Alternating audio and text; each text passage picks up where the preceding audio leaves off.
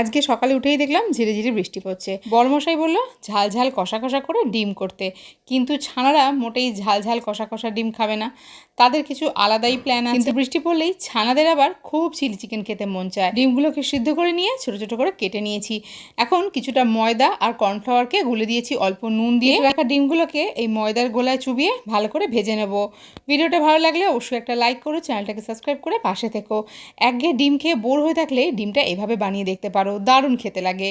এখন সুন্দর করে ডিমটাকে ভেজে নিয়েছি। এটা খেতে এত ভালো লাগে যে কোনো স্পেশাল দিনে তোমরা এরকম বানিয়ে দেখতে পারো। ডিম ভাজার তেলেতেই দিয়ে দিয়েছি অল্প রসুন কুচি, একটা বড় সাইজের পেঁয়াজকে কুচো করে দিয়ে দিয়েছি, কিছুটা আদাকে গ্রেট করে দিয়েছি, আর দিয়েছি কাঁচা লঙ্কা কুচি। এখন একটু সয়া সস আর টমেটো সস দিয়েছি, তার সঙ্গে দিয়েছি একটু ভিনেগার, রেড চিলি পাউডার আর একটুখানি কাশ্মীরি মরিচের গুঁড়ো। তার সঙ্গে কিছুটা কর্নফ্লাওয়ারকে জলে গুলে রেখেছিলাম, সেটাও এখানে দিয়ে দিয়েছি। গ্রেভিটা ফুটে উঠলে দিয়ে দিয়েছি ক্যাপসিকাম কুচি, পরিমাণ মতো নুন। এখন ভেজে রাখা ডিমটা দিয়ে আরও কিছুক্ষণ রান্না করে নিয়েছি।